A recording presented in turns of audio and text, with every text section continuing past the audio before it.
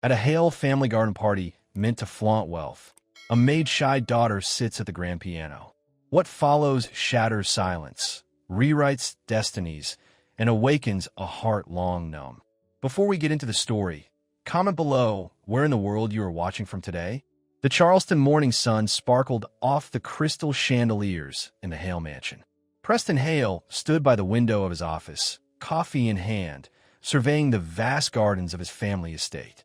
At 34, he had everything money could buy: a chain of luxury hotels spanning 3 continents, a fleet of cars, and a social circle filled with the richest names in South Carolina. "Mr. Hale, your 9 o'clock call with the Tokyo investors is ready," announced his assistant from the doorway. Preston nodded without turning around. "Tell them I'll be there in 5 minutes." As his assistant left, Preston sipped his coffee and straightened his custom-made suit jacket. His handsome face reflected in the window glass, strong jawline, perfectly styled dark hair, and cold blue eyes that rarely showed emotion. What the reflection didn't show was the emptiness inside him, the hollow space where feelings should be. The Hale family had been Charleston royalty for generations. Old money, old power, and old ways of thinking passed down like heirlooms. Preston had learned early that emotions were weaknesses, that people below his status were tools to be used, not humans to be respected. In the east wing of the mansion, Nadine Johnson wiped sweat from her forehead as she scrubbed the marble bathroom floor.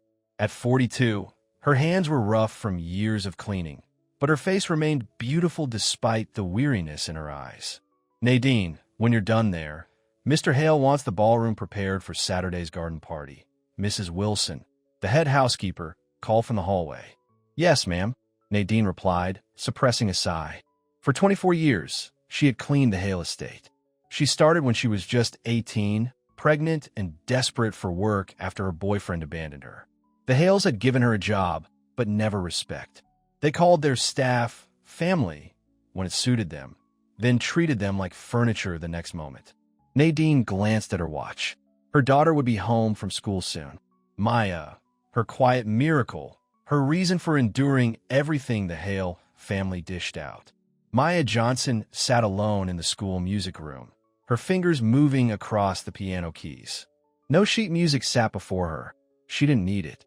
The music flowed from somewhere deep inside her, somewhere words couldn't reach. At 16, Maya was a mystery to most people. Brilliant in school, but painfully shy. She barely spoke 3 sentences a day, but when she played piano, she said everything. "That's beautiful," said Ms. Pearson, the music teacher, entering the room. "Maya, you have a gift. Have you thought about applying to music schools?"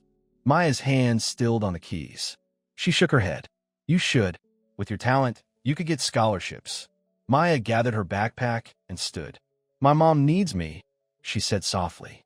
Ms. Pearson watched her go with a sad smile. Such talent, hiding in such a quiet package. Preston's afternoon was filled with meetings, calls, and the mindless maintenance of his empire. By evening, he found himself at the Charleston Club, where the city's elite gathered to drink expensive whiskey and discuss ways to make more money. "Preston, just the man I wanted to see," called Richard Barnes, slapping him on the back. "Excited about your garden party this weekend? Heard you've invited everyone who's anyone." Preston smiled his practice smile. "It's tradition. My father always said summer isn't official until a Hale garden party." "Speaking of your father, how is the old man?" "Retired in Hilton Head. Still calling to give me advice I didn't ask for." Preston signaled the bartender for another drink. Richard lowered his voice. "Say, that maid of yours, Nadine, right? Is she still working for you? My wife's been looking for household help. She's been with us forever." "Why do you ask?" "Just curious. Seems loyal. Though I heard her daughter is a bit odd. Doesn't talk much, does she?" Preston shrugged. "Wouldn't know. Don't really pay attention to the help's families." Richard laughed too loudly. "That's what I like about you, Preston. Always keeping the proper distance." Preston smiled, but something inside him shifted uncomfortably. The proper distance. The words echoed in his mind all the way home. Nadine's small cottage sat at the edge of the Hale property. Once used as a gardener's shed, it had been converted into basic living quarters decades ago. It wasn't much, but she'd done her best to make a home. "Maya, honey, I brought dinner," Nadine called as she entered, carrying takeout from the diner where a friend worked. Maya sat at the old, upright piano that dominated their tiny living room.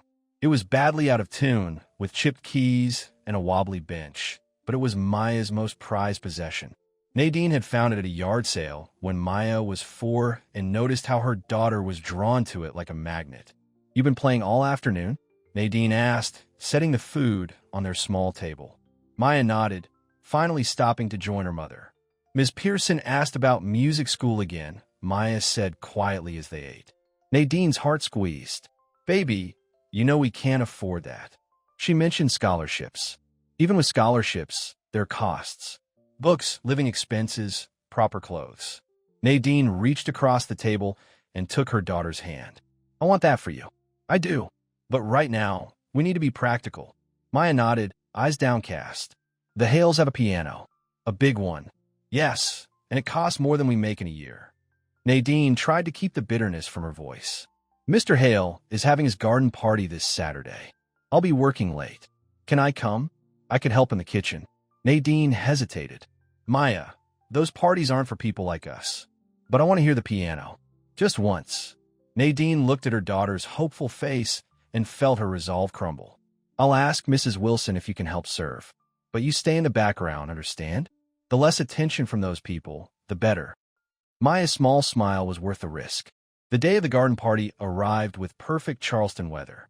The Hale estate buzzed with activity as florists, caterers, and staff transformed the already beautiful grounds into a wonderland of flowers, lights, and elegance. Preston supervised it all with detached precision, checking items off his mental list. These parties were performance art, showcasing the Hale wealth and Preston's position at the top of Charleston society. "Mr. Hale, the orchestra is asking where to set up," Mrs. Wilson approached. "The usual spot by the fountain. And make sure they stick to the approved playlist. Last time they played that modern garbage, and my father nearly had a fit." "Yes, sir." Also, Nadine asked if her daughter could help in the kitchen today. The girl is apparently quite responsible. Preston waved his hand dismissively. "Whatever you think is appropriate, Mrs. Wilson. I trust your judgment with the staff." As Mrs. Wilson walked away, Preston's phone rang. His father's name flashed on the screen. With a sigh, he answered. "Hello, Father." "Preston, just checking that everything is in order for today. The Hale Garden Party sets the tone for the season." "Yes, I'm aware. I've hosted it for 5 years now." "Don't get smart with me, boy. Remember who built the empire you're enjoying." Preston pinched the bridge of his nose. "Everything is perfect, Father. The same as always." "Good. I expect a full report tomorrow." The call ended without a goodbye. Preston tucked his phone away, his jaw tight. Even retired, William Hale managed to make his son feel like an employee rather than family. In the mansion's kitchen, Maya stood nervously in a borrowed server's uniform, listening carefully as the head chef explained her duties. "You'll pass these appetizer trays. Don't speak unless spoken to. If someone asks for something specific, find a senior server to help. Understand?" Maya nodded, her eyes wide. "And for heaven's sake, try to smile a little. These people expect pleasant service." As the guests began to arrive, Maya did as instructed, moving quietly through the crowd with her tray. The women wore designer dresses that cost more than her mother made in months. The men spoke loudly about stocks and politics and boats. From a distance, she could see her mother working hard, refilling champagne glasses, clearing empty plates, always invisible despite being right there. And then Maya saw it. The grand piano, placed near the garden terrace. It was magnificent, gleaming black under the party lights. Her fingers itched to touch it, to discover what sound such a beautiful instrument could make. Preston moved through his party with practiced charm, greeting guests, accepting compliments on the estate, laughing at jokes that weren't funny. It was exhausting, this performance, but necessary. "Preston, darling, magnificent as always," cooed Margaret Worthington, air kissing his cheeks. "The gardens are spectacular this year." "Thank you, Margaret." The landscapers outdid themselves. Richard Barnes appeared at his side, drink in hand. "Preston, There you are. Let me introduce James Mitchell. He's interested in possibly investing in your Singapore hotel. The evening progressed, as these events always did. Business disguised as pleasure, networking disguised as socializing. Preston felt the familiar numbness setting in, the disconnect between his smiling face and his empty core. As dusk fell, lanterns illuminated the garden. The orchestra played quiet classical music while guests mingled on the lawn. Preston found himself near the bar with Richard and several other men from the club. "Excellent whiskey, Preston," said Walter Cunningham, swirling his glass. "Your father always did have the best taste in spirits."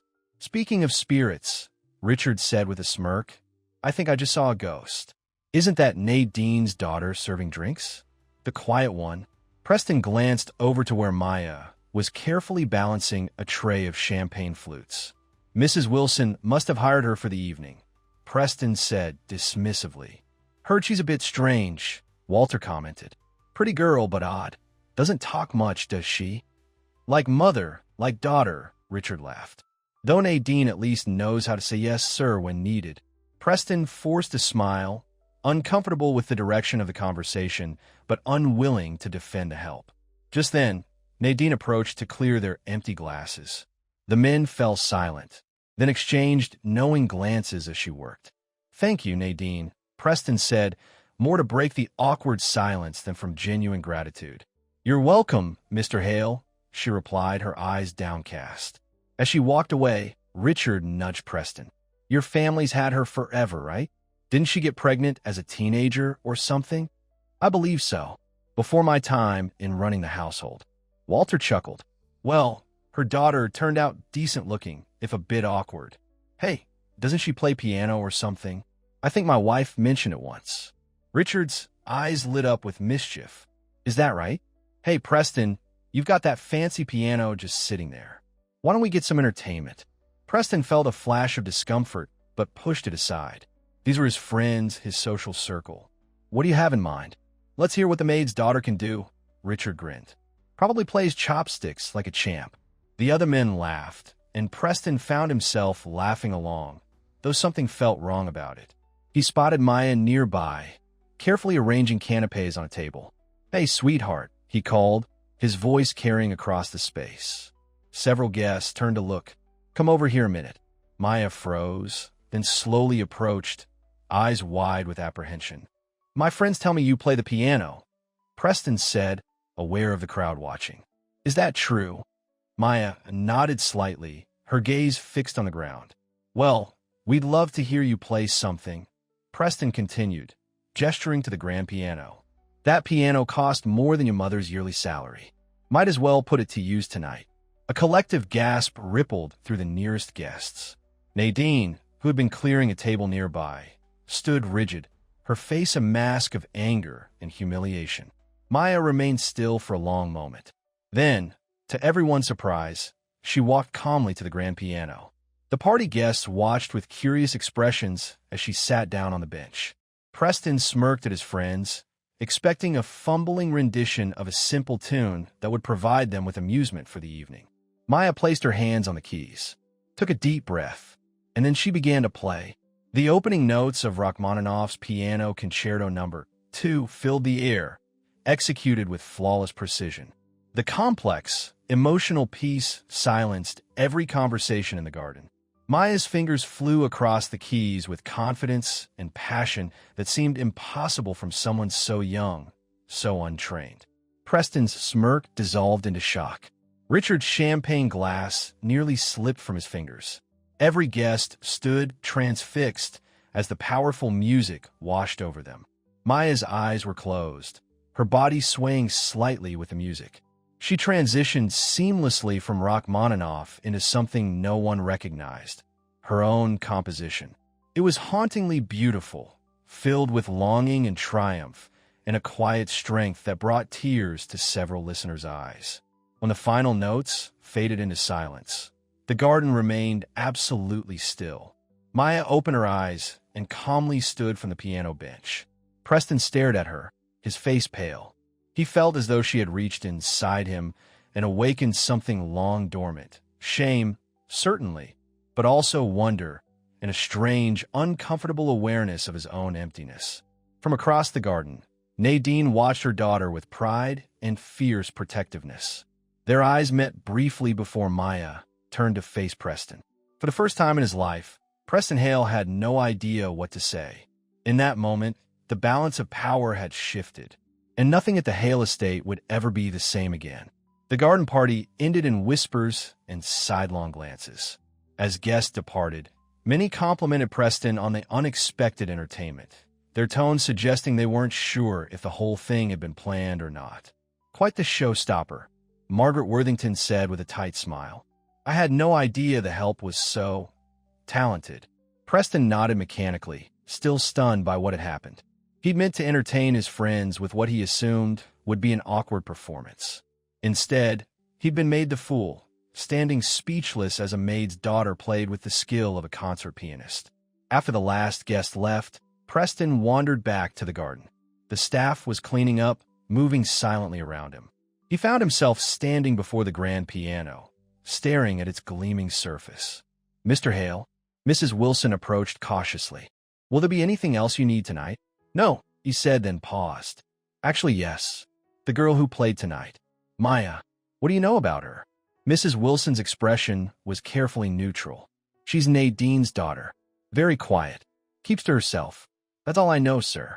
She's never had piano lessons?" "Not that I'm aware of, sir. Nadine couldn't afford such things." Preston nodded slowly. "Thank you, Mrs. Wilson. That will be all." When the housekeeper left, Preston sat heavily on the piano bench. He ran his fingers lightly over the keys, producing a discordant noise nothing like the beautiful music Maya had created. For the first time in years, he felt something crack in his carefully constructed shell. Shame, yes, but also fascination. In their small cottage, Nadine paced furiously while Maya sat quietly at their old piano. "He had no right," Nadine fumed. "No right to put you on display like that.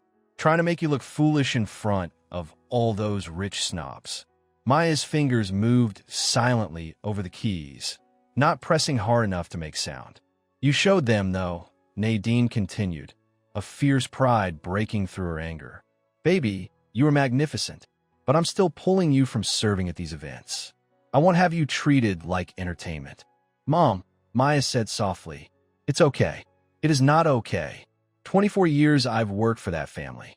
24 years of yes, sir, and no, ma'am, and keeping my head down. And he treats my daughter like a circus act." Maya stood and hugged her mother tightly. "He didn't know." "That's no excuse," Nadine whispered, returning the embrace. "He didn't think you mattered." The next morning, Preston sat in his office, unable to focus on work.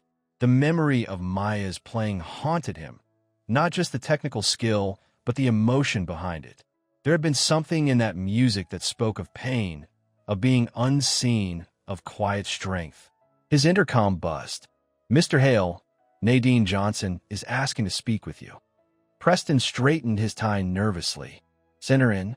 Nadine entered, her uniform impeccable as always, but her eyes hard with controlled anger.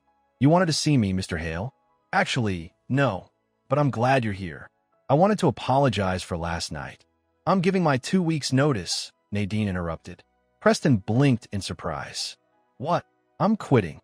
After the party last night, I realized it's time for a change." "Nadine, please, what happened last night was inappropriate on my part. I'd like to make it right." Nadine's laugh was bitter. "Make it right? Mr. Hale, do you know what you did? You wanted to humiliate my daughter. You wanted her to be small, to be a joke for your rich friends." Preston flushed. "I didn't know she could play like that. And that makes it better? You didn't think she mattered.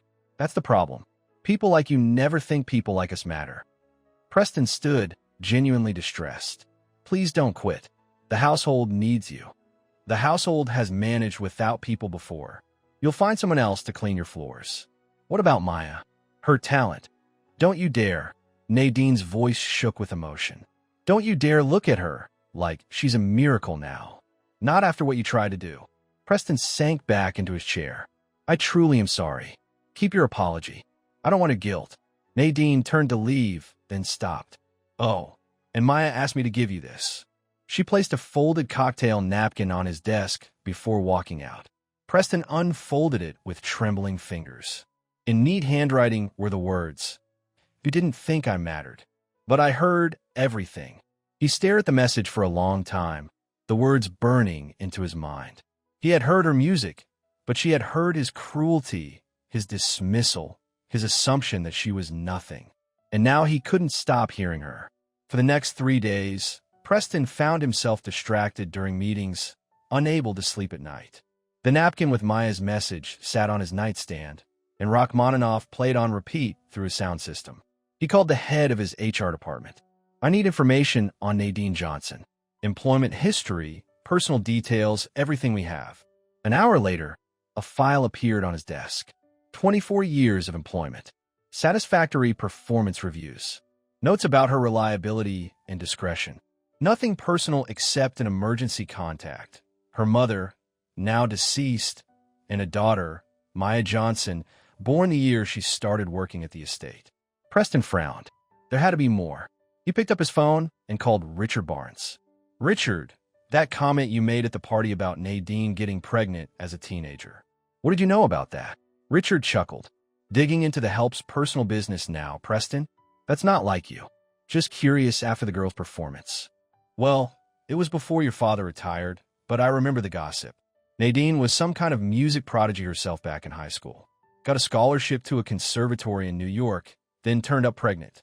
Your father gave her a job when no one else would. Charitable of him, really." Preston felt something cold settle in his stomach. Nadine was a musician? Piano, I think. Ironic, isn't it? Like mother, like daughter. After hanging up, Preston sat motionless at his desk. Nadine had been a pianist. She had given up a scholarship, a future, to work as a maid at the Hale estate. And all these years later, her daughter had inherited her talent, playing on the very piano that symbolized everything Nadine had lost. He had to fix this somehow. Nadine was sorting through job listings at the kitchen table when there was a knock at the cottage door. Maya, who had been practicing on their old piano, looked up curiously. "Probably Mrs. Wilson with more paperwork," Nadine muttered, opening the door. Preston Hale stood on their doorstep, looking uncomfortable in his expensive suit. He held a folder in his hands. "Mr. Hale," Nadine said coldly. "This is unexpected. May I come in? Please. It's important." After a moment's hesitation, Nadine stepped aside. Preston entered the small cottage, his eyes immediately drawn to Maya at the piano. Then he looked around, taking in the modest furnishings, the water stain on the ceiling, the cramped space that had been home to Nadine and Maya all these years. Just yards from his mansion, but worlds apart. "What do you want?" Nadine asked, arms crossed. Preston cleared his throat. "I've been doing some research. About you. About Maya. Spying, you mean. I learned that you were once a pianist yourself. That you had a scholarship to Juilliard." Nadine's face hardened. "Ancient history. And yet your daughter has your gift. Without a single lesson." Maya watched the exchange silently, her dark eyes moving between her mother and Preston. "Mr. Hale, why are you here?" Nadine demanded. Preston opened the folder he carried.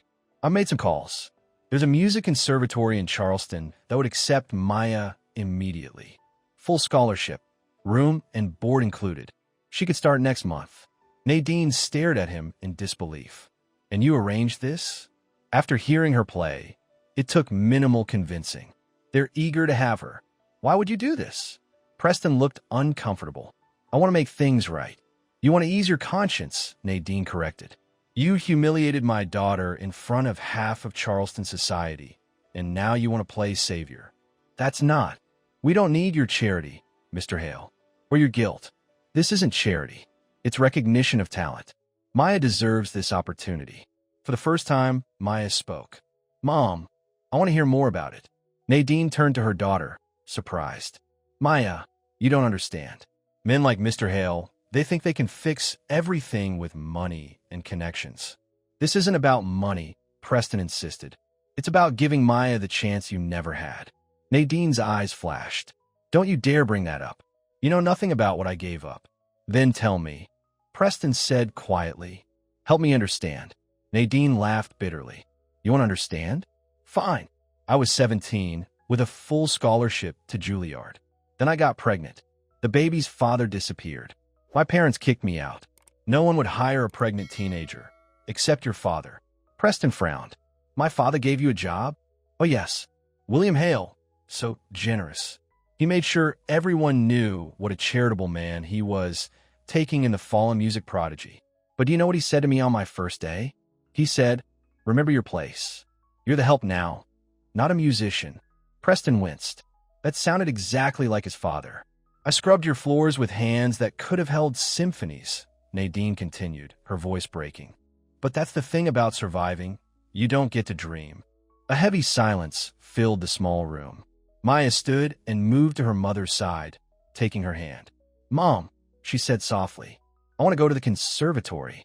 Nadine looked at her daughter in surprise. "Maya, I want to play, really play, on a real piano." Preston watched the exchange, holding his breath. Nadine turned back to him. "We don't want your help. The school can contact us directly if they're interested in Maya." "Nadine, please, let me do this.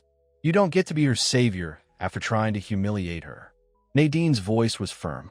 "If Maya goes to this school, it will be on her own merit, not because a rich man pulled strings." Preston nodded slowly. "Understand, but please consider the opportunity. For Maya's sake." As Preston turned to leave, Maya suddenly spoke again. "Mr. Hale?" He paused at the door. "Yes. Thank you for telling them about me." Preston gave her a small, genuine smile, perhaps his first in years. "They should have known about you long ago." The following week, Preston couldn't focus on work. The image of Nadine and Maya in that tiny cottage haunted him. He found himself researching music conservatories, reading about piano prodigies, listening to Rachmaninoff. Mrs. Wilson knocked on his office door. "Mr. Hale, the new Maid candidates are here for interviews." "Cancel them," Preston said abruptly. "We're not replacing Nadine." "Sir, I'm hoping she'll reconsider her resignation." Mrs. Wilson gave him a curious look. "That seems unlikely, given the circumstances." "Nevertheless, that's my decision." After Mrs. Wilson left, Preston picked up his phone and dialed the director of the Charleston Conservatory of Music. "Dr. Abernathy? Preston Hale here. I'm calling about Maya Johnson." "Yes, the young pianist I mentioned. Has she been in contact?" "I see. And you're sending the official scholarship offer today?" "Excellent." He hung up, feeling a strange mix of hope and sadness. Maya would have her chance, with or without his direct involvement. But he wanted to do more, needed to do more to make amends. That evening, Preston drove himself to a small cafe across town where amateur musicians performed on open mic nights. He sat in the back, feeling out of place in his designer clothes among the casual crowd. A middle-aged woman took the small stage, settling at an upright piano. "This piece is called What Might Have Been," she announced. Preston froze as Nadine began to play. Her technique wasn't as flawless as Maya's. Years of disuse evident in occasional hesitations, but the emotion in her playing was overwhelming. Longing, regret, and a quiet resilience that brought tears to Preston's eyes. When she finished, the cafe erupted in applause. Preston remained in his seat, shaken by what he'd heard. As Nadine left the stage, she spotted him in the back. Their eyes met across the room. After a moment's hesitation, she approached his table. "Spying again, Mr. Hale? I wanted to hear you play," he said simply. Nadine sat down across from him. "How did you find me?" "Mrs. Wilson mentioned you used to play here sometimes. Before everything at the party." "Well, now you've heard me. Satisfied?" "You're incredible," Preston said honestly. "I had no idea." Nadine's expression softened slightly. "It's been a long time. My hands aren't what they used to be." Maya got her official scholarship offer today. Nadine nodded. "We know." She's excited. Scared, but excited. "And you?" "Proud. Terrified. All the things mothers feel when their children follow dreams they themselves couldn't." Preston hesitated, then asked, "Will you stay on at the estate? At least until Maya starts school?" "I've already found another position. The Millers downtown need a housekeeper. I'll double whatever they're offering." Nadine laughed. "It's always about money with you, isn't it?" "No," Preston said seriously. "It's about trying to right a wrong. My family has taken enough from you." "And what about you, Mr. Hale? What has all this taken from you?" The question caught him off guard. I don't understand. You grew up in that house, too, with William Hale as a father. Nadine gave him a knowing look. You think I didn't see how he treated you? How he made you into his perfect heir? Cold, distant, always calculating. Preston stared at her, suddenly feeling exposed. That's not. You were a sweet boy once, Nadine said quietly. I remember when you were 10, you apologized for spilling juice on the floor I just mopped. By 15, you walked over wet floors without even seeing me there. Preston felt something crack inside him, a wall he'd built so long ago he'd forgotten it was there. Maya and I are moving on, Nadine continued. Maybe you should think about what you're holding on to. Not the money or the status. The emptiness. As she stood to leave, Preston found his voice. Nadine, the night of the party, after Maya played, it was the first time in years I felt something real. Nadine's expression softened. Then maybe there's hope for you yet, Mr. Hale. The next morning, Preston sat in his father's old study, surrounded by photographs of the Hale family through generations. Stern-faced men in expensive suits, standing before the mansion that was now his. His phone rang, William Hale's name on the screen. With a deep breath, Preston answered. Father, Preston, I've been hearing some disturbing rumors about that garden party of yours. Something about the maid's daughter making a spectacle. Preston's jaw tightened. Maya Johnson played the piano brilliantly, and now I hear you're involving yourself in the girl's education? What business is that of yours? She's talented. She deserves a chance. William Hale's laugh was cold. Since when do you concern yourself with the help's children? You're a businessman, not a charity. Maybe I'm trying to be both. Don't be ridiculous. The girl played a tune. So what? Focus on what matters. The Tokyo hotel expansion, the new resort in Bali. Leave the charity cases to the church ladies. Preston closed his eyes, his father's words washing over him like a familiar poison. For years, he had absorbed this worldview without question. Now, it felt wrong in a way he couldn't quite articulate. Maya Johnson matters, Preston said firmly. And I'm going to help her. You sound like a fool, William snapped. I didn't raise you to waste time on. Maybe that's the problem, Preston interrupted. The way you raised me. A heavy silence filled the line. We'll discuss this when you've come to your senses, William finally said, his voice cold. Don't count on it, Preston replied, ending the call. He sat in the silent study, heart pounding. In 34 years, he had never spoken his father that way. It should have felt terrifying. Instead, it felt like taking a full breath after years of shallow breathing. Standing, Preston walked to the grand piano in the main hall. He ran his fingers over the keys, remembering Maya's music, Nadine's words about his childhood. Mr. Hale, Mrs. Wilson appeared in the doorway. Is everything all right? Preston turned to her with an expression she'd never seen before. Something vulnerable, something human. Mrs. Wilson, I need you to arrange something for me. It's about Maya Johnson's scholarship.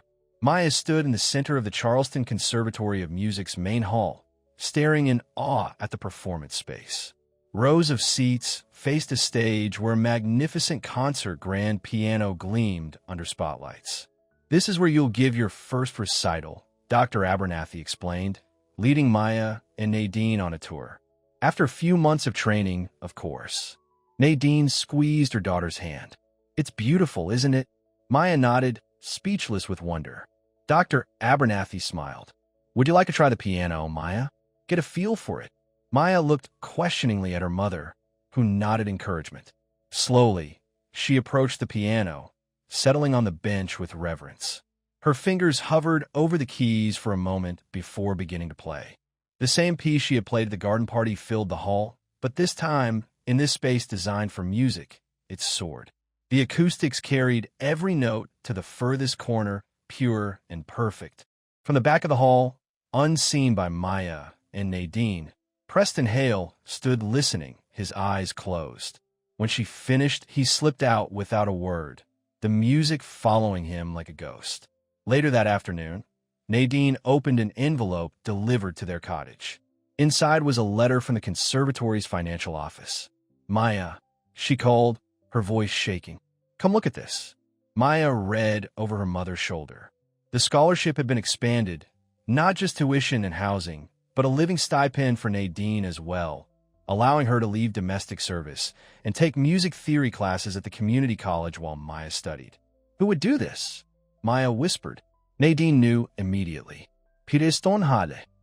What? Nadine thought of their conversation at the cafe, of the lost boy she'd watched become a cold man, of the crack in his armor she'd glimpsed. Because maybe he's learning how to feel again. Preston sat alone in his office when his assistant announced an unexpected visitor. Maya Johnson is here to see you, sir. Surprised, Preston straightened his tie. Send her in. Maya entered quietly, clutching a folder to her chest. She seemed small in the large office, but her eyes were steady as she approached his desk. Maya, this is unexpected. She placed the folder before him. I wanted to give you this. Preston opened it to find sheet music, hand-notated with the title What They Thought I Was. Your composition, he breathed. From the party. Maya nodded. I wrote it down. For you. What? My mom got the letter about the stipend. We know it was you. Preston shook his head. You don't owe me anything, Maya. It's not about owing. Maya's soft voice gained strength. It's about seeing. You didn't see me before. Now you do. Their eyes met across the desk. The millionaire and the maid's daughter, connected by music and awakening humanity. You still don't deserve us, Maya said quietly. But maybe you're learning how to try. Preston felt those words settle deep in his chest. Not as an accusation, but as a challenge. A hope. Thank you for the music, Maya. She gave him a small smile, her first, before turning to leave. As the door closed behind her, Preston carefully placed the sheet music on his piano at home, his fingers tracing the notes that had changed everything. The melody played in his mind as he dialed his father's number, ready for the conversation that would either break their relationship forever or begin to heal it. Either way, he would no longer be silent. Preston's hand trembled slightly as he held the phone. His father's voice came through, sharp and impatient. This better be important, Preston. I'm in the middle of a golf game. We need to talk about Maya Johnson and her mother, Preston said firmly. William hade sigit heavidi. Still on about the maid and her daughter? I thought you'd have come to your senses by now. I've arranged for Maya to attend the Charleston Conservatory with a full scholarship. I've also set up a stipend for Nadine so she can leave domestic service. There was a long pause before William spoke again, his voice dangerously quiet. You did what? You heard me. Maya is a musical prodigy. She deserves this opportunity. And who's going to pay for this little charity project of yours? Preston took a deep breath. I am. Personally. Not company funds. William's laugh was cold. Son, you've lost your mind. First, you meddle in the help's affairs, and now you're throwing away money on them?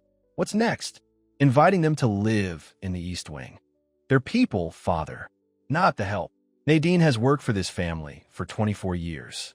She gave up a promising music career to raise her daughter while cleaning our toilets. And that's our problem, how? No one forced her to get pregnant. No one forced her to take the job. I did her a favor. Preston gripped the phone tighter. Did you know she had a scholarship to Juilliard when you hired her? Of course I knew. Everyone knew. The fallen prodigy. It made for good gossip at the time.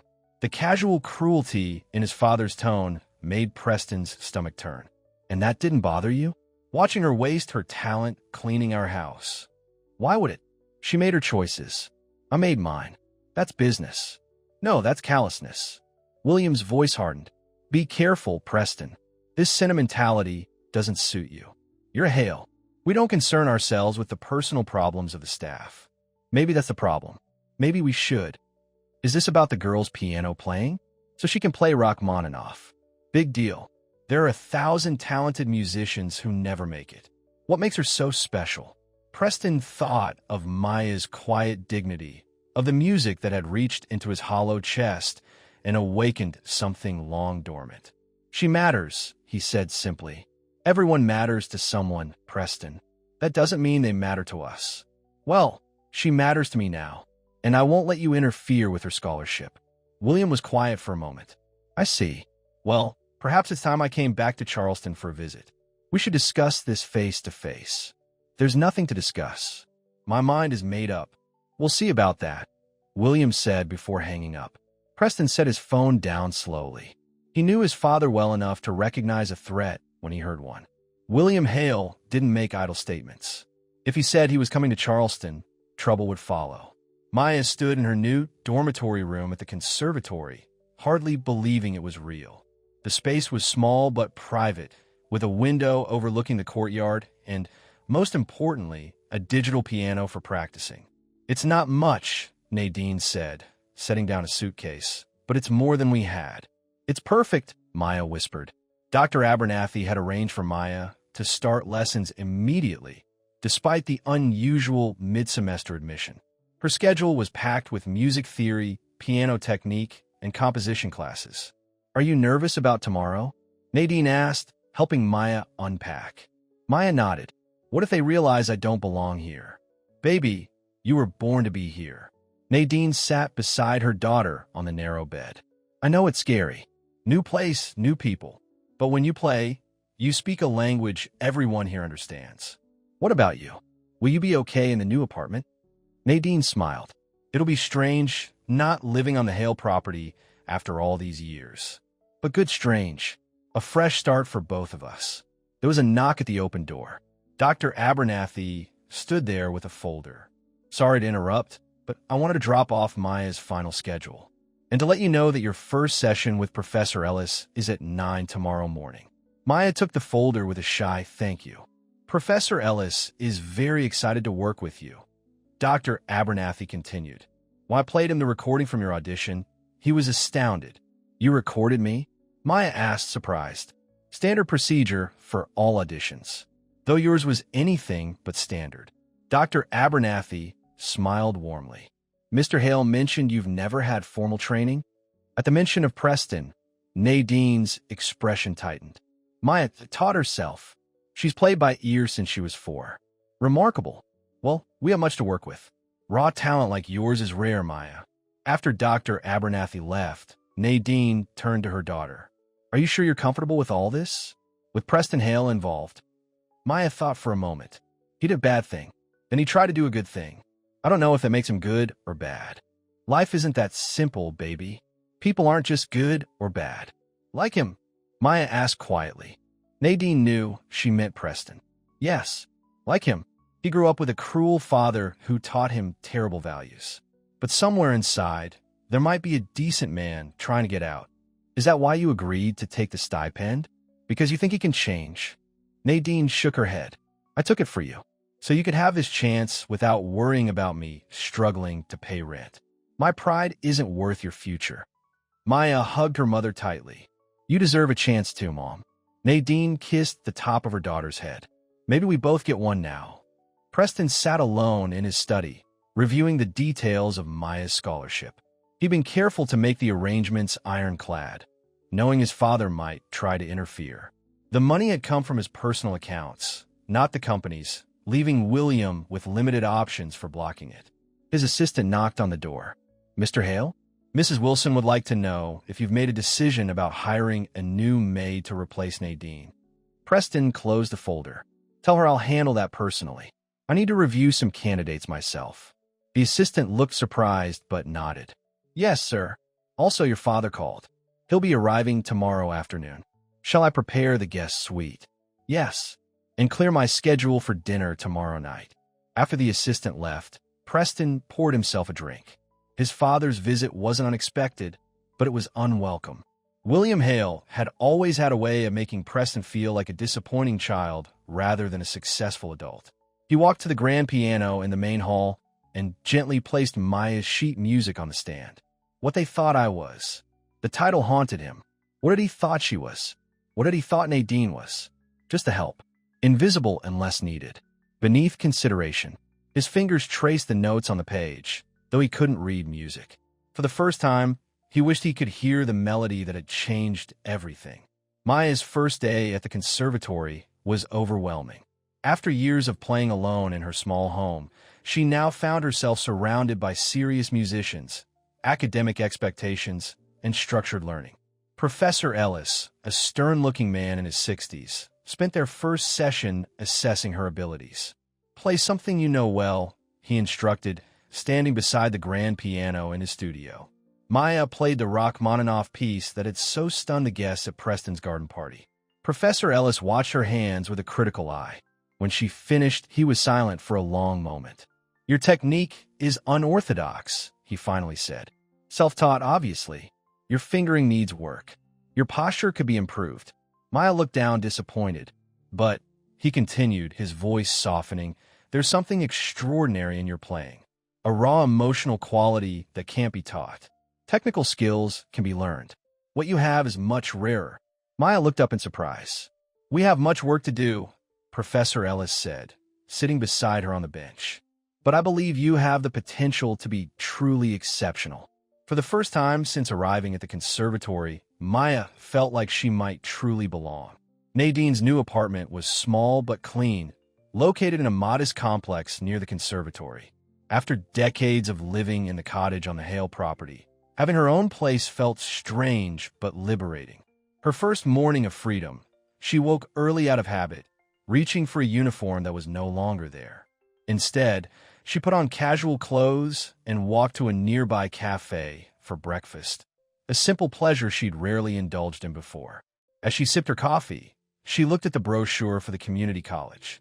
The music theory class she'd registered for started next week. After 24 years of putting her own dreams aside, the idea of returning to music, even in this small way, was both terrifying and exhilarating. Her phone rang, the conservatory's number. "Ms. Johnson? This is Dr. Abernathy. I hope I'm not calling too early." "Not at all. Is everything okay with Maya?" "Yes, she's settling in wonderfully. Actually, I'm calling about you. Professor Ellis mentioned that you were once a pianist yourself." Nadine tensed. "A long time ago, before Maya was born. We have an opening for a part-time administrative assistant in our office. Nothing glamorous, answering phones, filing paperwork, but it would keep you close to the conservatory. And you'd have access to the practice rooms during off hours." Nadine's heart raced. "Are you offering me a job?" "If you're interested. The stipend from Mr. Hale covers your living expenses, I know, but I thought you might want something to occupy your time and keep you connected to the music world." "Did Preston Hale arrange this too?" Nadine asked suspiciously. "No, this was my idea entirely. Maya mentioned your background yesterday, and we genuinely need the help." Nadine hesitated, then made a decision. "I'd like to interview for the position. Properly, of course. Can you come by this afternoon?" After hanging up, Nadine sat with her coffee, emotion swirling. A job at the conservatory, access to pianos, a chance to reconnect with the world she'd left behind. And all because Maya had played at that garden party. William Hale arrived at the mansion in a chauffeured car, still tall and imposing at 65. His silver hair was perfectly styled, his custom suit immaculate. He surveyed the estate with a critical eye as Preston greeted him at the door. "Father, welcome back." "Preston." William gave his son a quick, firm handshake. "The east garden needs attention. The hydrangeas are overgrown." Preston forced a smile. Same old William, finding flaws within seconds of arrival. "I'll have the gardener look at it. How was your flight?" "Adequate. I see Mrs. Wilson is still running a tight ship." William handed his coat to the waiting housekeeper. "At least something here is still being properly managed." The barb wasn't subtle. Preston led his father to the study, where drinks had been prepared. "Shall we cut to the chase?" Preston said once they were alone. "You're here because of Maya Johnson's scholarship." William took a sip of his scotch. "I'm here because my son seems to be having some kind of midlife crisis at 34. Throwing money at the maid's daughter? Really, Preston? You haven't heard her play. I don't need to hear her play. This isn't about music. It's about you forgetting your position." Preston set his glass down hard. "My position? As what? A cold, unfeeling snob who treats people like furniture." William's eyes narrowed. "Watch yourself, boy. I built this family's legacy. Everything you have, everything you are, is because of me. Maybe that's the problem," Preston said quietly. "Maybe I don't like what I am. What you made me." William laughed without humor. "Oh, spare me the existential crisis. You've enjoyed the privileges of being a Hale your entire life. The money, the respect, the power. Now, suddenly you've discovered a conscience because some girl can play piano. It's not just about Maya. It's about how we've treated people like Nadine for generations, using them when it's convenient, ignoring them when it's not. William leaned forward. Let me tell you something about Nadine Johnson. When she came to us, she was a pregnant teenager with nowhere to go. I gave her a job, housing, stability. She should be grateful. Grateful. Preston stared at his father in disbelief. She gave up a scholarship to Juilliard to clean our toilets for 24 years. That was her choice. Was it, or was it the only option she had, because men like us make the rules? William studied his son with cold eyes. When did you become so soft? This sentimentality will ruin you in business. Maybe business isn't everything. It is to a Hale. William stood and walked to the window, looking out over the estate. I've made some calls about this conservatory. The board chairman is an old golf buddy. One word from me, and Maya Johnson's scholarship disappears. Preston felt ice in his veins. You wouldn't. I would, if it meant knocking some sense into you. The girl goes back to wherever she came from, and you focus on what matters. The hotel expansion in Singapore, the new resort properties in Bali. If you interfere with Maya's scholarship, I'll fund it privately. Every penny. William turned, his expression calculating. With what money? Your trust fund? Your company shares? Perhaps you've forgotten that the board can vote to remove you as CEO if they believe you're acting against the company's interests. The threat hung in the air between them. You would destroy your own son's career over this. Preston asked quietly. I would save my son from himself. William drained his scotch. You have until the end of the week to end this foolishness. Cancel the scholarship, cut ties with the girl and her mother, and we'll forget this nonsense ever happened. And if I refuse? William's smile was cold. Then you'll learn what it means to cross a Hale. Maya sat at the piano in a practice room, working through the exercises Professor Ellis had assigned. Her fingers moved over the keys with growing confidence, her technique improving daily under proper instruction. There was a knock at the door. Dr. Abernathy entered with a troubled expression. Maya, I need to speak with you. Is now a good time? Maya nodded, moving from the piano bench to a nearby chair. I've just had a rather uncomfortable call from William Hale. Maya tensed. Preston's father? Yes. He claims there's been some misunderstanding about your scholarship. That wasn't properly authorized. But Preston arranged everything. He said it was from his personal funds. Dr. Abernathy sighed. That's what I thought. But Mr. Hale Sr. is on our board of major donors.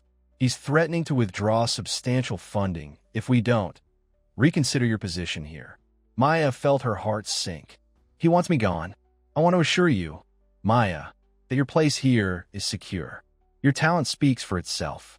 But I thought you should know about this situation. Does my mother know? Not yet. I wanted to speak with you first. Maya stared at her hands. Pianist hands, her mother always said. Hands that had finally found their purpose. What does Preston say? She asked quietly. I haven't been able to reach him. His assistant says he's in meetings all day. Maya stood. I should go. My mother will be worried. Maya, please don't make any hasty decisions. We want you here. Your professors are already impressed with your progress. But Maya was already gathering her things, her mind racing. All her life, she'd been quiet, watching from the sidelines as others made decisions that affected her. Now, once again, powerful men were deciding her fate without her input. Not this time. Nadine was organizing sheet music in a conservatory office when Maya burst through the door. Mom, we need to talk. Seeing her daughter's distress, Nadine quickly led Maya to a quiet corner. What's wrong, baby? Maya explained about William Hale's threats. As she spoke, Nadine's expression hardened. So after everything, we're still just pawns to the Hales, Nadine said bitterly. I should have known better than to accept anything from them. What do we do now? Nadine took Maya's hands. We do what we've always done. We survive. If we need to leave the conservatory, we'll find another way for you to study music. But I like it here. My teachers, the other students, the pianos. I know, baby. I know. Nadine fought back tears. Let me think. Just then, Nadine's phone rang, an unknown number. She answered cautiously. Ms. Johnson, this is Preston Hale. I need to speak with you urgently. About my father. Nadine's grip on the phone tightened. We already know what your father is doing. I'm trying to stop him. Please, can we meet? It's important. Nadine looked at Maya, who was watching her intently. Fine. Where? The cafe where I heard you play. 1 hour. After hanging up, Nadine turned to Maya. Preston wants to meet. He says he's trying to stop his father. Do you believe him? Nadine considered the question. I don't know, but I'm going to find out. The cafe was quiet in the late afternoon. Preston sat at a corner table, looking uncharacteristically disheveled, tie loosened, hair slightly mussed, dark circles under his eyes. When Nadine entered, he stood quickly. Thank you for coming. I'm here for Maya. Not for you, Nadine said, sitting across from him. I understand. I'm sorry about my father. I should have anticipated this. So what now? Maya loses her scholarship because Daddy Hale doesn't approve. Preston shook his head. That's not going to happen. I've set up a separate foundation to fund Maya's education. My father can't touch it. And what about your precious family business? Your father threatened that too, didn't he? Preston looked surprised. How did you know? I've worked for your family for 24 years, Preston. I know how William Hale operates. Preston ran a hand through his hair. He's threatening to have the board remove me as CEO if I don't cancel Maya's scholarship. Says I'm throwing away money on people who don't matter. And are you? Throwing away money? No. Preston met her eyes directly. I'm finally spending it on something that matters. Nadine studied him. The man who had tried to humiliate her daughter, now risking his empire to protect her. Why are you doing this, Preston? Really? Is it guilt? Pity? Preston was quiet for a moment. When Maya played that night, it was like she reached inside me and found something I thought was dead. I've spent my life becoming what my father wanted, cold, calculating, seeing people as assets or liabilities. And in 3 minutes of music, your daughter showed me what I'd lost. And now you're willing to lose everything else? Your company? Your status? Turns out they're not worth much if you can't feel anything. Preston gave a sad smile. My father wants an answer by the end of the week. I'm buying time, trying to secure my position with the board. What can I do? Nadine asked, surprising herself with the question. Nothing. This is my fight. I just wanted you to know that Maya's place at the conservatory is secure, no matter what happens with me and my father. As Preston stood to leave, Nadine suddenly remembered something. Preston, wait. You should know. Your father came to see me once years ago when Maya was about 5. Preston frowned. My father? What? Maya had been playing on our old piano. Someone must have told him she had talent. Even then, he offered to pay for lessons. He what? On one condition, that I quit working for your family and move away for Charleston. He said it wouldn't look right, having the Maid's prodigy daughter connected to the Hale name. Preston stared at her in shock. And you refused? Nadine nodded. I couldn't leave. The job, the cottage, it was stability for Maya. And I was afraid. Afraid of what? Of hoping again. Of believing Maya could have the chance I lost. Nadine's voice caught. So I said no. And your father never mentioned it again. Preston absorbed this revelation, his face pale. I am sorry, Nadine. For all of it. As he turned to go, Nadine called after him. Preston, what will you do if your father follows through on his threats? Preston looked back at her. Something new in his expression, determination, perhaps, or courage. I'd rather lose his fortune than be remembered for the silence that let his hate survive. The next morning, Preston called an emergency meeting of the hotel company's board of directors.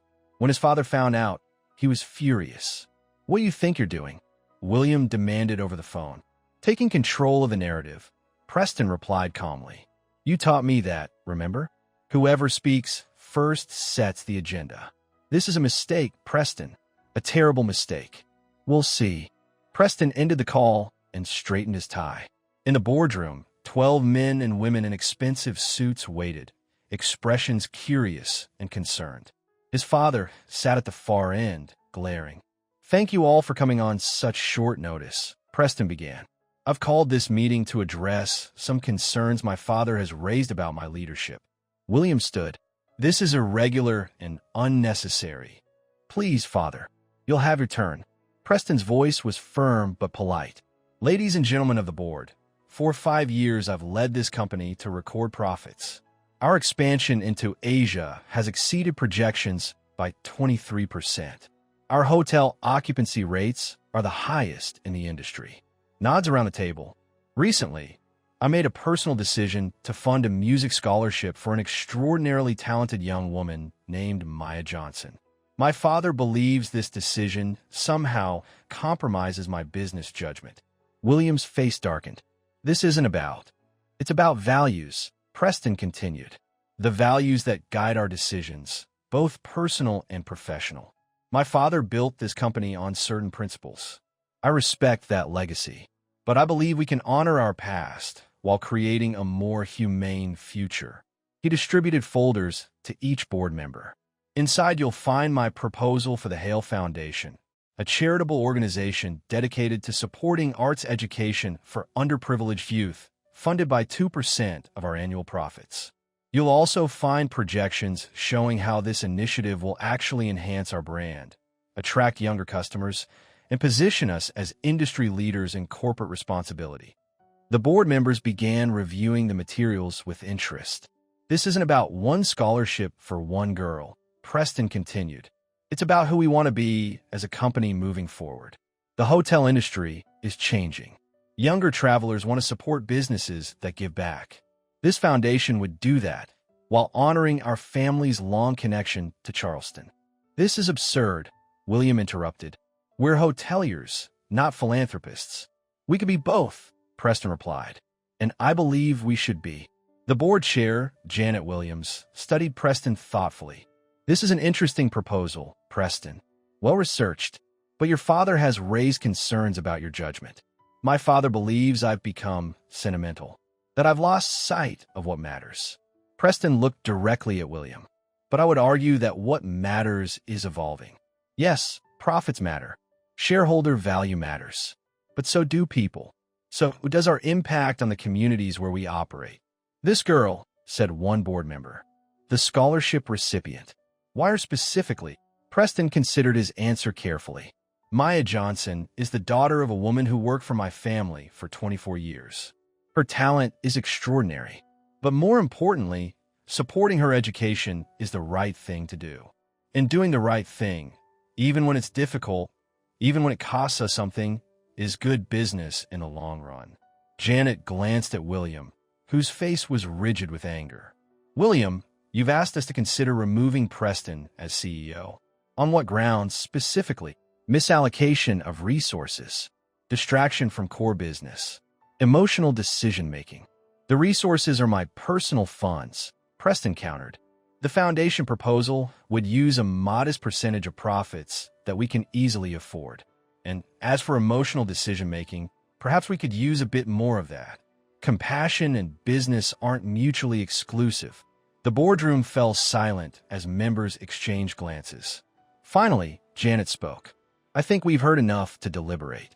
Preston, William, if you'll excuse us. Maya sat at the grand piano in the conservatory's recital hall, playing her composition, what they thought I was for Professor Ellis and Dr. Abernathy. The piece had evolved under their guidance, growing more complex yet more focused. When she finished, Professor Ellis nodded approvingly. Your technique is improving dramatically, and the composition itself has matured. We'd like to feature this piece in the winter showcase, Dr. Abernathy added. If you feel ready. Maya's eyes widened. Really? But that's for advanced students. And you're advancing quickly, Professor Ellis said. With continued work, you could be ready. Dr. Abernathy's phone buzzed. She checked it, then looked up with a smile. That was the front office. It seems the situation with the Hale family has been resolved. What does that mean? Maya asked. It means your scholarship is secure. Permanently. Dr. Abernathy squeezed Maya's shoulder. You belong here, Maya. No one could take that away from you now. As Maya left the recital hall, she found her mother waiting in the corridor. How did it go? Nadine asked. They want me to play my composition in the showcase. Maya hesitated, and Dr. Abernathy said the scholarship issue is fixed. Nadine nodded. Preston called me. There was a board meeting. His father tried to have him removed as CEO. What happened? Preston won. The board sided with him. They're even starting a foundation for music education. Maya absorbed this news quietly. Is he okay? I think so. He sounded different, lighter somehow. They walked together toward the conservatory entrance. Outside, the Charleston afternoon was golden with autumn light. Mom, Maya said suddenly, do you think people can really change? Nadine looked at her daughter, this quiet, brilliant girl who had changed everything just by refusing to be less than she was. I think when someone shows you who they are, you should believe them, Nadine said. But I also think people can surprise you. Sometimes they're better than you thought. Sometimes they just need someone to show them how. As they stepped outside, they spotted Preston standing by the conservatory gates, looking uncertain. When he saw them, he straightened, then approached cautiously. Nadine, Maya, I hope I'm not intruding. What are you doing here? Nadine asked. I wanted to tell you in person. About the board meeting, the foundation. Everything's settled now. Dr. Abernathy told us, Maya said. Thank you. Preston shifted uncomfortably. I'm not looking for gratitude. I just wanted you to know you don't have to worry anymore. The scholarship is permanent. The foundation will help other students like you. And your father? Nadine asked. He's resigned from the board. Returned to Hilton Head. He's not happy with me. I'm sorry, Maya said softly. Preston looked surprised. Why would you be sorry? Because he's your father, and you lost him because of me. No, Preston said firmly. I lost him because of me, because I finally stood up for what's right. You just showed me how. Their eyes met. The millionaire and the maid's daughter, connected by music and by the quiet courage to change. Maya has been invited to play in the winter showcase, Nadine said, breaking the silence. Her own composition. Preston smiled. A real smile, not the practiced one he used at parties. I'd like to hear that, if you wouldn't mind. Maya studied him for a long moment. Then, to both Preston's and Nadine's surprise, she spoke directly to him. You still don't deserve us. But maybe you're learning how to try. Preston nodded, accepting her assessment. I'm trying. Every day. As they parted ways, Preston to his mansion, Nadine and Maya to their new apartment. Something had shifted between them. Not forgiveness exactly. Not yet. But perhaps the beginning of understanding. That night, Preston sat alone at his grand piano, Maya's sheet music before him. He pressed a key experimentally, then another. The notes were random, meaningless without the skill to connect them. But for the first time, he wanted to learn. 3 months passed quickly. Charleston's autumn faded into winter, bringing cool breezes and holiday decorations to the city streets. At the conservatory, Maya progressed rapidly under Professor Ellis's guidance, her natural talent flourishing with proper instruction. Your technique has improved tremendously, Professor Ellis told her during their final lesson before the winter showcase. But don't lose that raw emotion that makes your playing special. Technical precision means nothing without heart. Maya nodded, her confidence growing daily. She was no longer the silent girl who communicated only through music. She had friends now, other students who respected her talent and enjoyed her quiet wit. She spoke up in classes, asking questions and offering insights.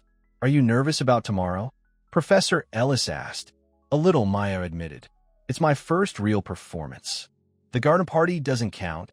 Maya smiled slightly. That was different. I wasn't trying to impress anyone. And yet you did. Professor Ellis closed his sheet music. Tomorrow, play like you did that night. Play for yourself, not for the audience. Nadine hung up her coat in the small office she now shared with 2 other administrative assistants at the conservatory. Her job was simple, answering phones, filing paperwork, helping students with questions. But being surrounded by music all day filled a hole in her soul she hadn't realized was still there. Dr. Abernathy poked her head in. Nadine, do you have a moment? Of course. Nadine followed her to the main office. I wanted to check how the seating arrangements are coming for tomorrow's showcase. All set. We've reserved front row seats for family members of performers. Dr. Abernathy smiled. Including you, of course. I know Maya will want you close by. I wouldn't miss it for anything. I also wanted to ask, have you been using the practice rooms during off hours? Nadine looked away. Sometimes. Just a little. The truth was, she'd been playing regularly, late in the evenings when the building was nearly empty. At first, Her fingers had been stiff, clumsy with disuse. But slowly, like waking from a long sleep, her old skills began to return. Professor Chen mentioned hearing you play last week. He was quite impressed. Nadine felt her cheeks warm. I'm just playing for myself. Nothing serious. Well, if you ever want more formal practice time, or even some refresher lessons, just say the word. Dr. Abernathy squeezed her arm gently. Music has a way of finding its way back to those who love it. As Dr. Abernathy left, Nadine found herself thinking about the past few months. The strange, unexpected turn her life had taken because of one moment at a garden party. She and Maya had a real apartment now. She had a job she enjoyed. And most precious of all, music had returned to both their lives. All because of Preston Hale. The thought still confused her. The man who had tried to humiliate her daughter was the same man who had risked his family empire to protect her. Nadine wasn't sure she'd ever fully understand him or forgive him, but she couldn't deny that his actions had changed their lives for the better. Her phone buzzed with a text from Preston. Still okay if I attend tomorrow's showcase? Nadine stared at the message. Since the confrontation with his father, Preston had kept a respectful distance, checking in occasionally, but never pushing. He'd visited the conservatory a few times, meeting with Dr. Abernathy about the foundation, but always asking permission before speaking with Maya or Nadine. She typed back, "Yes, Maya knows you're coming." His reply came quickly. "Thank you. It means a lot."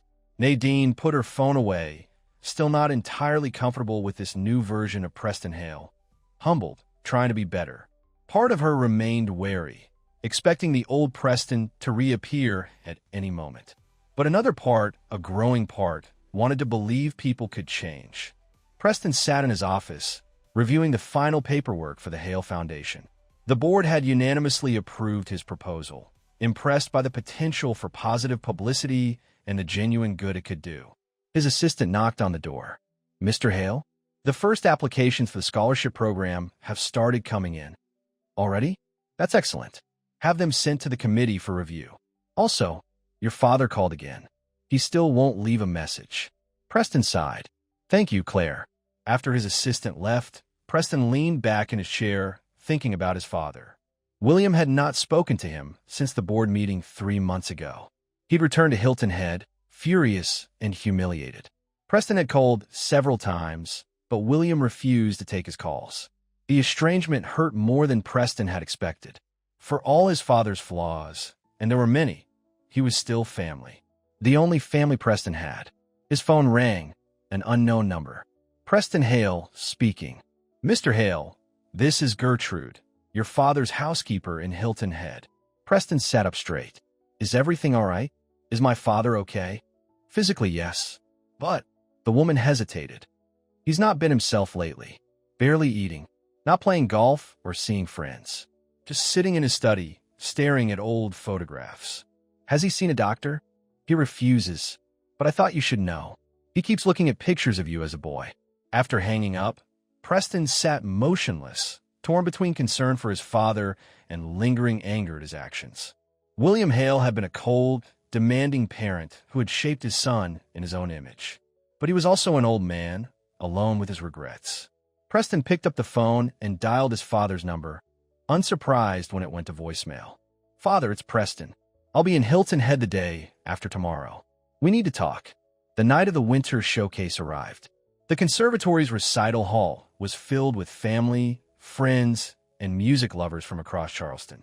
The program featured the school's most promising students, from first years to graduating seniors. Backstage, Maya sat quietly, reviewing her sheet music. Her composition had evolved under Professor Ellis's guidance, becoming more structured but maintaining the emotional power that had stunned the garden party guests months ago. "Nervous?" asked Thomas, a fellow pianist who had become a friend. Maya nodded. "A little. It's my first real performance. You'll be amazing. Everyone says you're the most talented first year in decades." Dr. Abernathy approached, clipboard in hand. "Maya, you're on in 3 performances. Are you ready?" "I think so. Your mother is in the front row." "And..." Dr. Abernathy hesitated. "Mr. Hale is here as well." "In the back." Maya nodded. "I know. He texted me earlier. Her relationship with Preston remained complicated. She hadn't forgotten the garden party, the attempt to make her a joke for his wealthy friends. But she also couldn't ignore how he'd fought for her, standing up to his father and risking his position to protect her scholarship. Professor Ellis had asked her once, during a lesson, if she'd forgiven Preston. "I don't know," she'd answered honestly. "Does it matter? Music is about emotion, Maya," Professor Ellis had replied. "Anger, resentment, forgiveness, they all sound different when played. Listen to your heart when you play, and you'll know." Now, waiting backstage, Maya tried to listen to her heart. What did she feel toward Preston Hale? Anger still, yes, but also something else, respect perhaps, recognition of his efforts to change. In the recital hall, Nadine sat nervously in the front row, her heart pounding with pride and anxiety for her daughter. The audience around her was largely unfamiliar. Music professors, students, Charleston's cultural elite. But they were here to hear Maya play. Her daughter, once so silent and invisible, was now the one everyone wanted to hear. From the corner of her eye, Nadine spotted Preston slipping into a seat in the back row. He wore a simple dark suit, no flashy accessories or displays of wealth. When he caught her looking, he gave a small, uncertain nod, which she returned after a moment's hesitation. The lights dimmed, and the showcase began. One by one, talented students performed, violinists, cellists, vocalists, pianists. Each was impressive, but Nadine barely heard them, her mind fixed on Maya's upcoming performance. Finally, Dr. Abernathy stepped onto the stage. Our next performer is a remarkable young woman who joined us mid-semester through our special talent program. Though new to formal training, she has already impressed our faculty with her natural ability and emotional depth. Please welcome Maya Johnson, performing her original composition, What They Thought I Was. The audience applauded as Maya walked onto the stage. She wore a simple blue dress, her hair pulled back from her face. She looked nervous but determined as she took her place at the grand piano. For a moment, she sat motionless, her hands hovering above the keys. Then she began to play. The opening notes were soft, questioning, like a child finding her voice. Then the melody grew, gaining complexity and confidence. It was the same piece she had played at the garden party, but refined, matured. The emotion remained, that sense of being unseen, underestimated, but now there was something more. A theme of transformation, of emerging from silence into expression. Nadine felt tears on her cheeks as she watched her daughter play. All those years of sacrifice, of working endless hours in the Hale mansion while Maya practiced on their old, out-of-tune piano, it had all led to this moment. In the back row, Preston sat transfixed. Maya's playing was even more powerful than he remembered. More skilled, more nuanced, but still with that raw, emotional quality that had first broken through his carefully constructed walls. As the music filled the hall, Preston found himself thinking about his life before Maya played at the garden party. How empty it had been, how hollow. He had everything money could buy, but nothing that truly mattered. He had been his father's perfect creation, wealthy, respected, and utterly alone. Now, watching Maya play, he realized how much had changed. He had stood up to his father. He had created the foundation. He was trying, however imperfectly, to be a better man than the one who had mocked a quiet girl at a garden party. The music swelled to its climax, no longer sad or angry, but triumphant. It spoke of overcoming, of finding one's true voice, of being seen at last. When the final notes faded, the hall erupted in applause.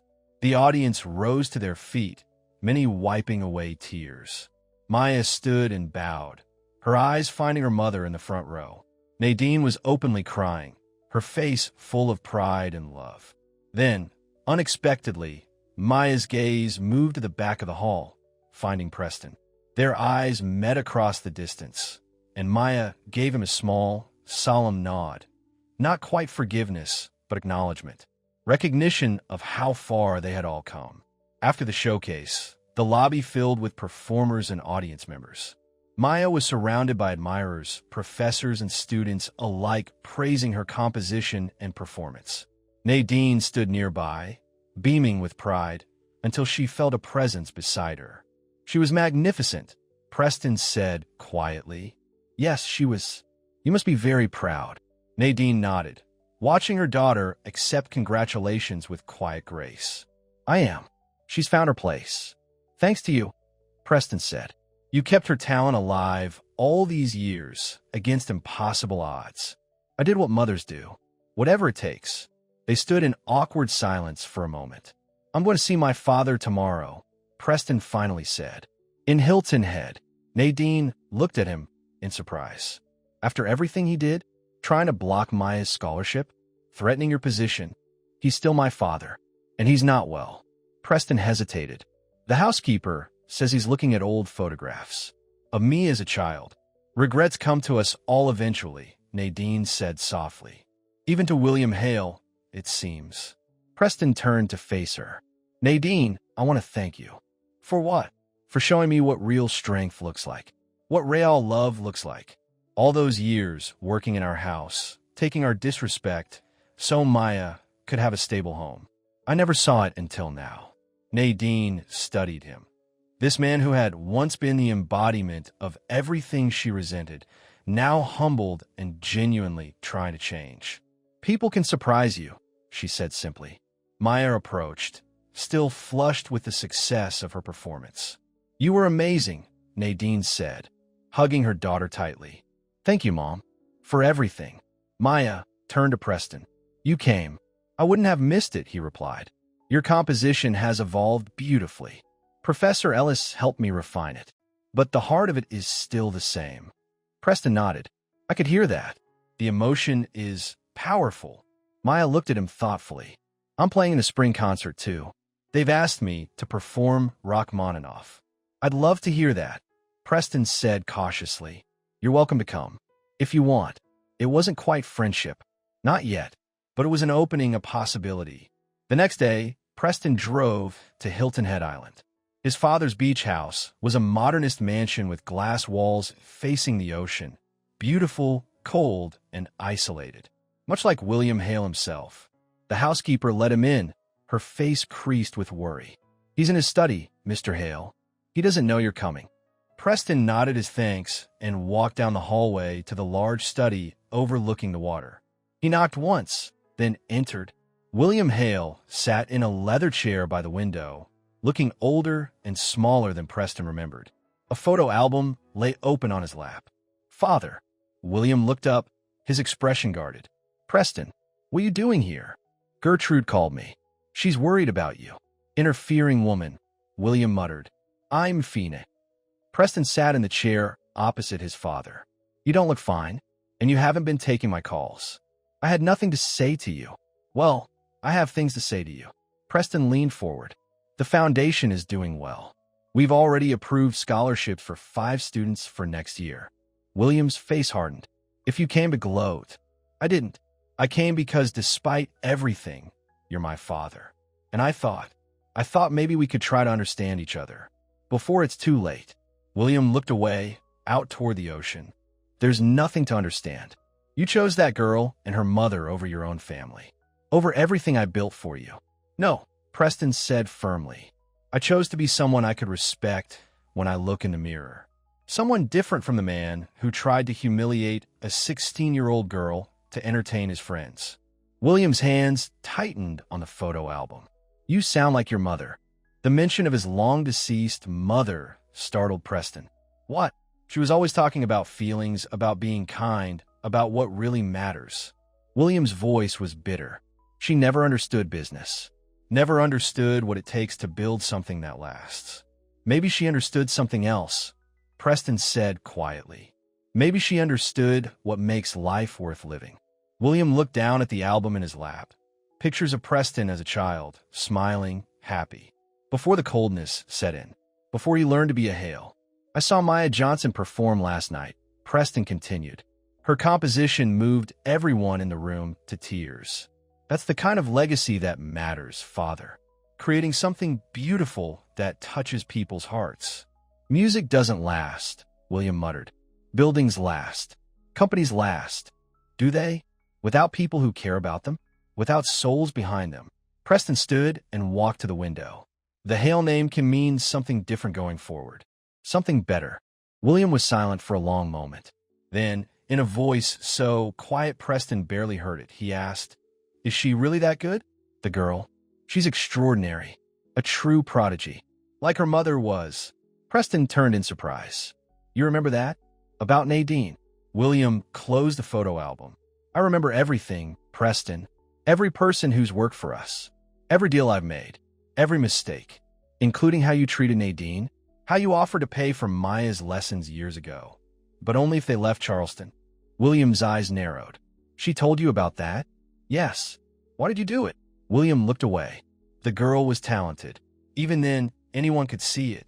But having her connected to our family, it would have raised questions. About why her mother was cleaning our house instead of playing concerts. Questions about our priorities. About how we treat people. About business decisions, William corrected. Nothing personal. Preston laughed without humor. "That's always been your problem, Father. Thinking you can separate the personal from the business. Thinking people's lives are just transactions." They fell into silence, the sound of waves breaking on the shore filtering through the windows. "I'm not going to change, Preston," William finally said. "I'm too old. Maybe not. But I have." Preston moved toward the door. "I'll be back next weekend. We can have dinner. Talk more. I might be busy." "No, you won't." Preston paused at the door. "And Father? You should come hear Maya play sometime. It might surprise you what music can do to a person." Spring came to Charleston, bringing azaleas and tourists to the historic city. At the conservatory, Maya prepared for the final concert of her first year.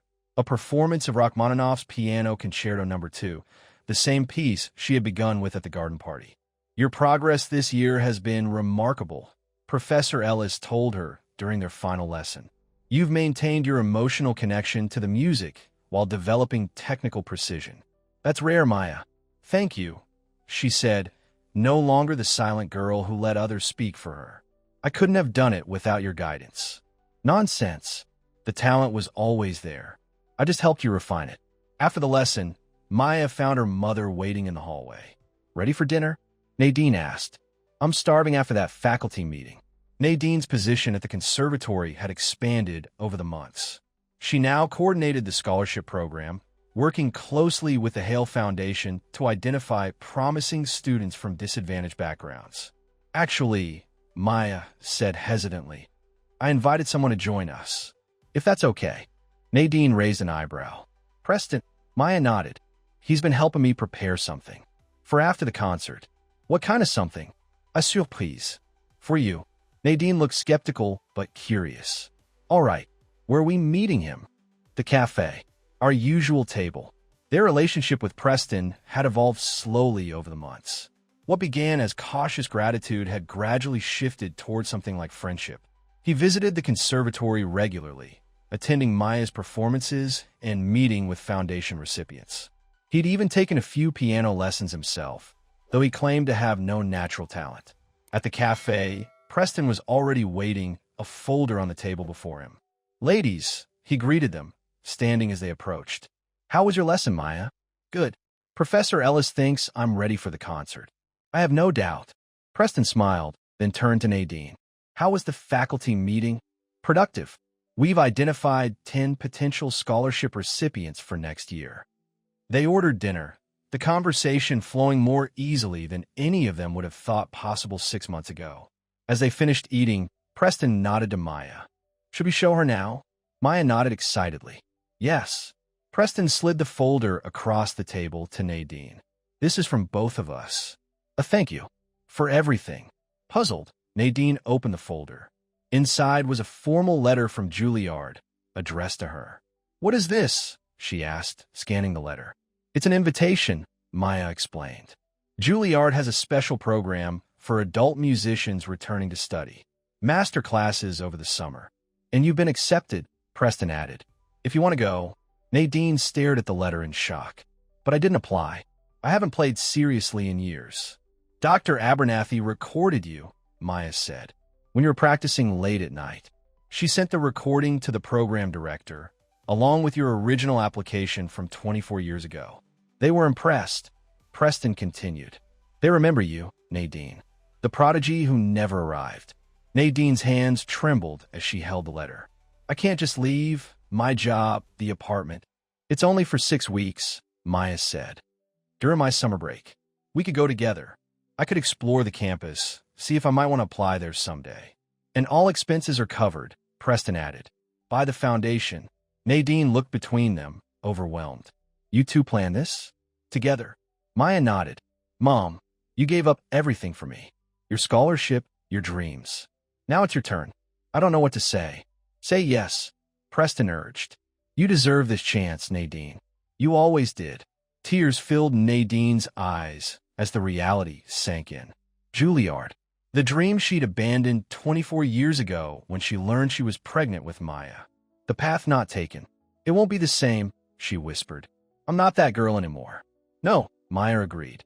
You're stronger now, wiser, and still talented. Nadine looked at her daughter. This remarkable young woman who had found her voice, both in music and in life. And at Preston, once the embodiment of privilege and coldness, now a man genuinely trying to make amends, to be better.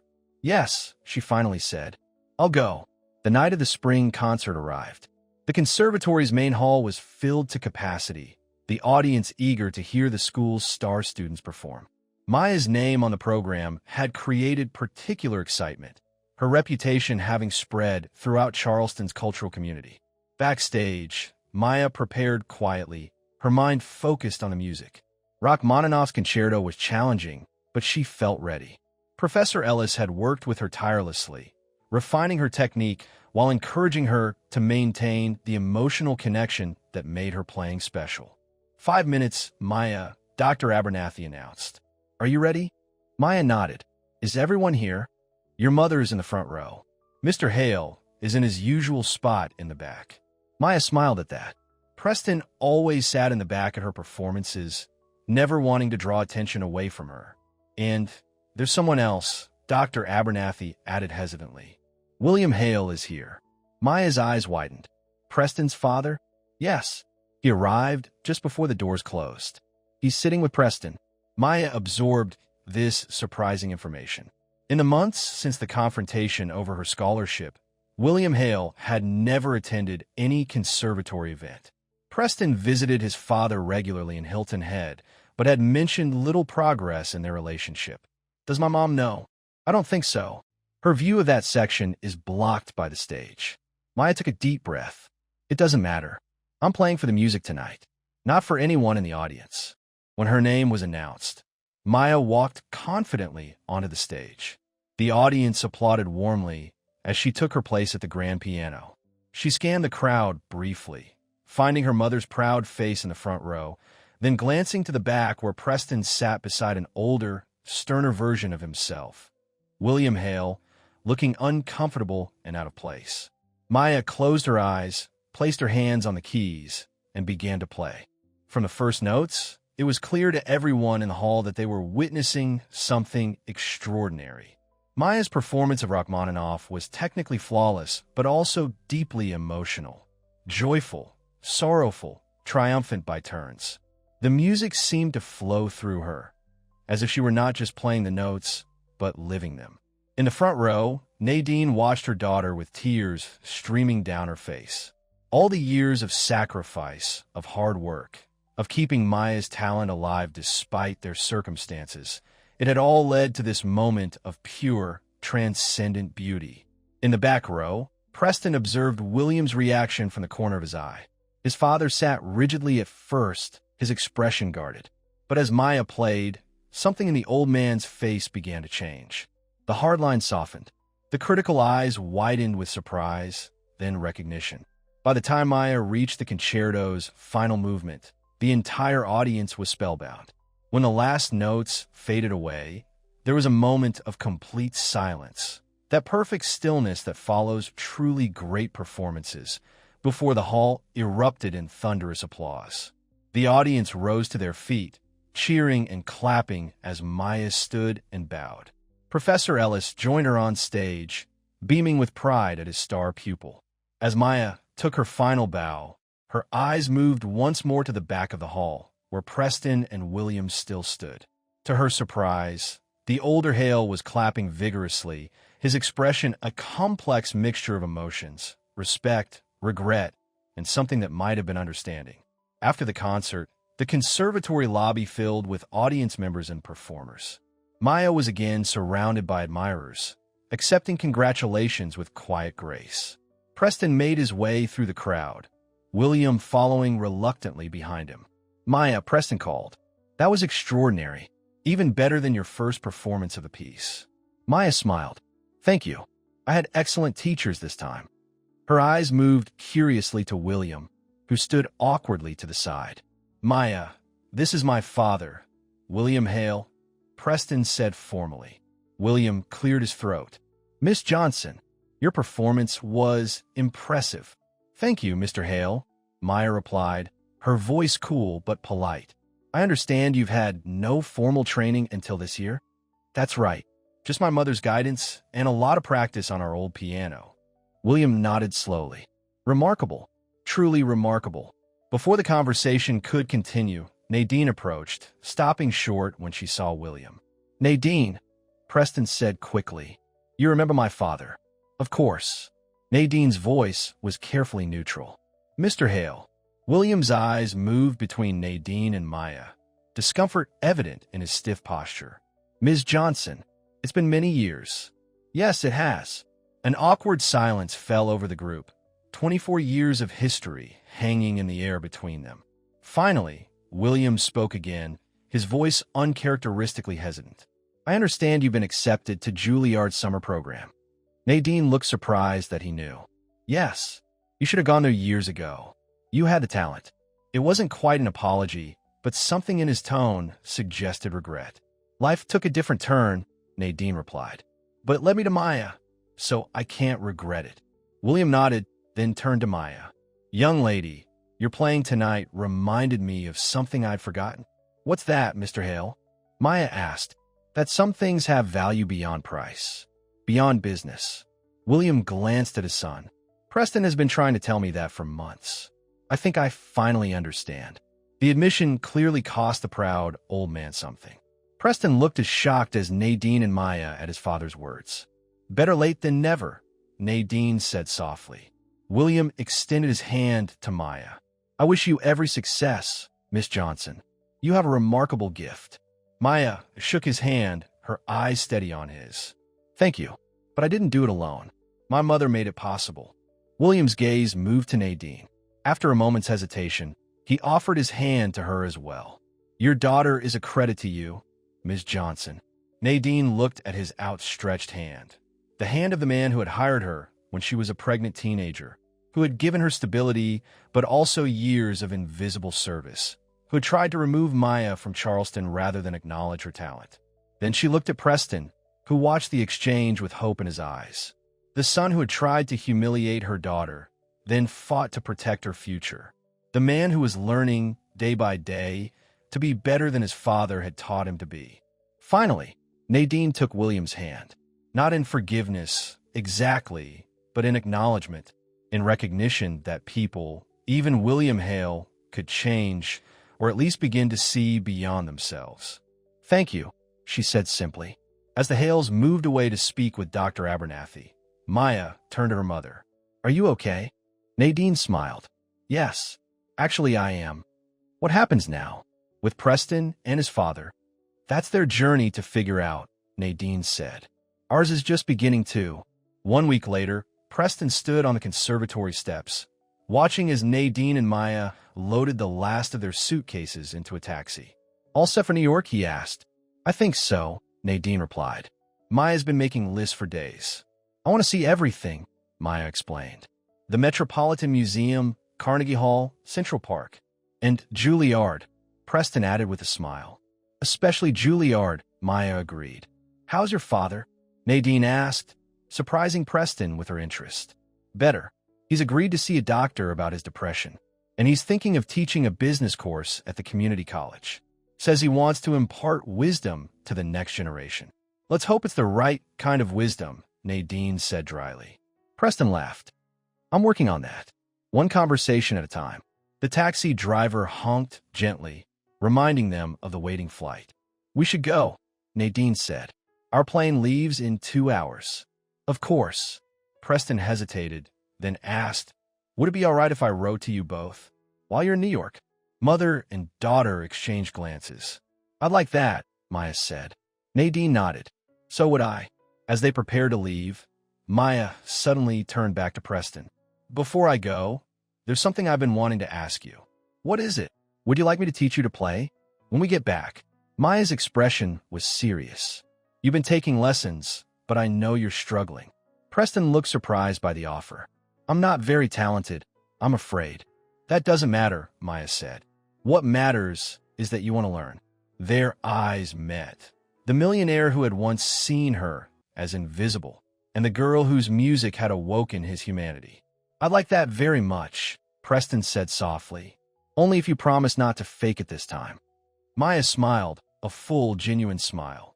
"I never fake it when it comes to music." As the taxi pulled away, Preston stood watching until it disappeared around the corner. Then he walked slowly back to his car, Maya's composition playing in his mind. For the first time in his life, Preston Hale was learning to truly hear. Not just music, but the quiet dignity of those he had once ignored, the value of things that couldn't be bought, and the sound of his own heart finally learning how to feel. In a small Charleston cottage, an old piano stood silent now, no longer needed. But the music it had nurtured lived on, in Maya's compositions, in Nadine's return to her passion, in the changed heart of a man who had once been as hollow as the grand halls he inherited. Some silences are broken only by those brave enough to play through them. And some hearts are opened only by those who refuse to be less than who they truly are.